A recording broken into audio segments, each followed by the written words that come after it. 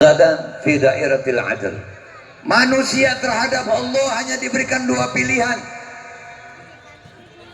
Pilihan pertama adalah manusia itu berada di dalam kasih sayang Allah.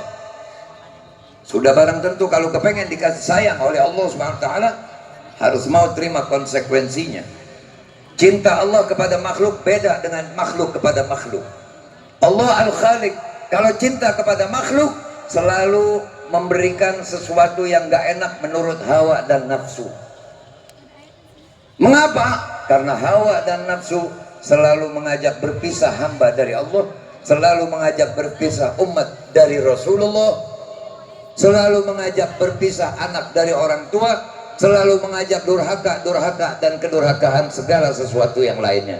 Sekali lagi saya minta, kalau memang betul-betul memperingati Maulid, setiap mendengar nama Nabi Muhammad, keluarkan itu suara sebelum stroke.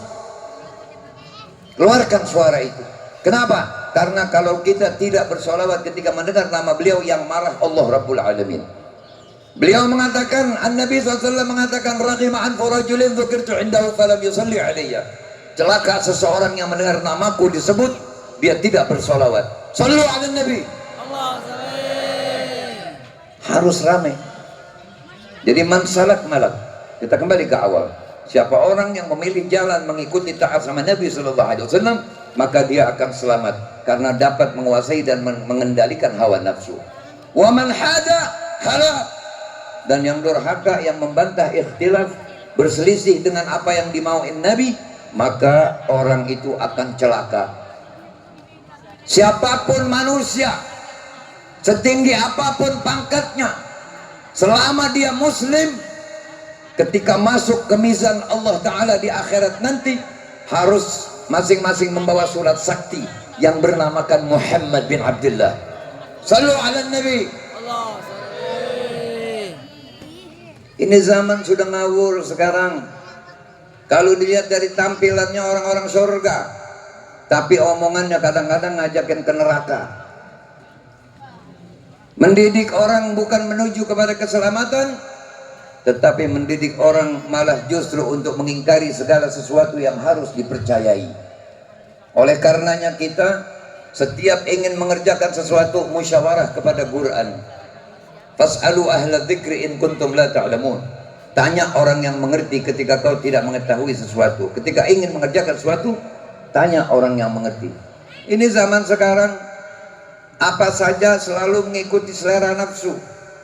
Saya tidak panjang lebar, saya hanya ingin menyampaikan satu cerita betapa lucunya cerita ini jika orang mau berpikir. Manusia sekarang paling suka sama orang yang sudah dikubur. Orang alim kalau sudah mati ramai diziarahi. Aulia kalau sudah wafat ramai diziarahi. Masing-masing bawa hajat, masing-masing bawa doa. Yang diminta tidak lain adalah dagang, doa, jabatan dan lain-lain sebagainya. Tidak pernah ziarah kepada wali, minta agar Allah berikan dengan barokah wali yang diziarahi, agar Allah bimbing hati, akal dan pikiran kita. Dulu pernah ada satu orang punya seekor keledai. Keledainya tiba-tiba sedang ditunggangi, jatuh mati. Kemudian dikubur ini keledai. Setelah dikubur nangis ini si pemilik keledai. Kebetulan orang yang memiliki keledai ini orang yang termasyhur, orang masyhur, orang terkenal. Kemudian dia duduk di depan kubur keledai itu. Tiba-tiba lewat satu rombongan yang tukang ziarah nih. Begitu ngelihat ini Syekh lagi nangis di kuburan, dia bilang, ya Syekh, siapa yang kau ziarahi? Dia bilang, saya tidak sedang ziarah. Ini keledai saya kubur. Kemudian saya merasa kehilangan dia, karena selama ini saya selalu menunggangi dia kemanapun saya pergi. Jadi saya merasa kehilangan dia. Kemudian saya duduk sambil mengingat jasa-jasa keledai ini. Ini orang nggak percaya. Orang kalau dablek dikasih tahu nggak bakal percaya. Orang kalau sudah dablek nggak bakal tetap ngikutin nafsu dan hawanya. Dia bilang, oh ini Syekh sengaja ngumpetin supaya orang lain nggak ziarah, cuma dia saja yang boleh ziarah. Akhirnya ziarah, ini orang nggak ngerti duduk.